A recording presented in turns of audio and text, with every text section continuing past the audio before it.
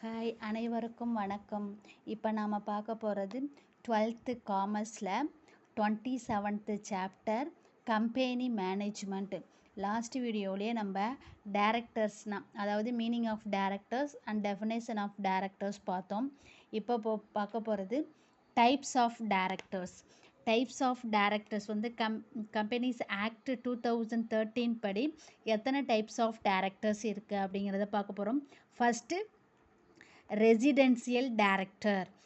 According to section 149(3) of Companies Act 2013, every company should appoint a director who has stayed in India for a total period of not less than 182 days in the previous calendar year. Residential அப்படின்னா என்னென்னா, நம்ம இந்தியாவில் அந்த குடியுரிமை அப்படி பெற்றுக்கணும் அப்படின்னு சொல்லுவாங்க. இப்போ டைரக்டராக இருக்கிறவர், அதாவது ஒரு எவ்ரி கம்பெனியோட டைரக்டரை வந்து அப்பாயிண்ட் பண்ணணும் அப்படின்னா அவர் வந்து டோட்டல் ஆஃப் பீரியடில் குறைந்தபட்சம் 182 நாட்கள் இந்தியாவில் தங்கியிருக்கணும். அதை தான் நம்ம என்ன சொல்கிறோம், ரெசிடென்ட் டைரக்டர்னு சொல்லுவோம். அந்த மாதிரி தங்கியிருந்தால் மட்டும்தான் அவங்கள என்ன செய்யலாம், டைரக்டராக அப்பாயின்மெண்ட் பண்ணலாம். Second one, independent director. According to section 149(6), an independent director is an alternate director other than a managing director who is known as whole-time director or nominee director. The following type of companies has to appoint minimum 2 independent directors.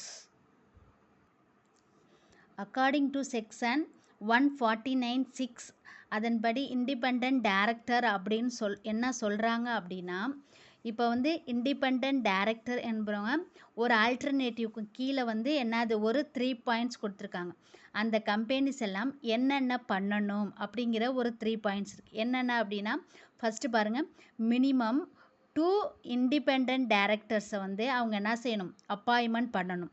இப்போ வந்து independent டைரக்டரை நம்ம என்ன சொல்லலாம், whole time டைரக்டர்னு சொல்லலாம், nominees டைரக்டர்னும் சொல்லலாம், managing டைரக்டர்னும் அவங்கள என்னது சொல்லலாம். இப்போ இண்டிபெண்ட் டைரக்டர் அப்படின்னா அவங்க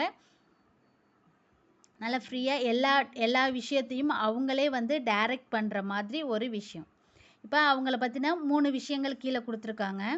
என்னென்ன அப்படின்னா, first public companies which paid up share capital 10 crores or more. Public கம்பெனிஸாக இருந்தால் பெய்டப் கேபிட்டல் வந்து என்னது 10 crores அல்லது அதுக்கு மேலே இருக்கலாம். அப்படி இருந்தால் தான் அவங்கள என்னது டைரக்டராக அப்பாயின்மெண்ட் பண்ண முடியும். First point. இப்போ செகண்ட் பாயிண்ட் பி வந்து என்ன சொல்கிறாங்க அப்படின்னா, public companies which have turn over 10 crores or more. அதாவது ஒரு பப்ளிக் கம்பெனிஸை அதோட டர்ன் ஓவர்னால் சேல்ஸோட அளவை சொல்கிறது. அது வந்து எவ்வளோ இருக்கணும், 100 crores அதற்கு மேலே இருக்கணும். தேர்ட் பாயிண்ட் வந்து public companies which have total outstanding loans, debenture and deposits of 50 crores or more. என்னது பப்ளிக் கம்பெனிஸில் அதை வந்து என்ன டோட்டல் அவுட்ஸ்டாண்டிங் லோன்ஸ், அவுட்ஸ்டாண்டிங்னா அந்த கொடுக்க வேண்டிய அது மொத்த கடன் அப்படின்னு சொல்லுவாங்க. டிபெஞ்சர்னா கடன் பத்திரம், டெபாசிட் ஆஃப் 500 crores. டெபாசிட்னா நம்ம எவ்வளோ பணம் வைப்பு நிதியாக எவ்வளோ வச்சுருக்கோம், இதெல்லாம் வந்து இருந்தால் தான் அவங்கள என்ன செய்யலாம், டைரக்டர்ஸ்லாம் அப்பாயின்மெண்ட் பண்ணலாம். இப்போ தேர்ட்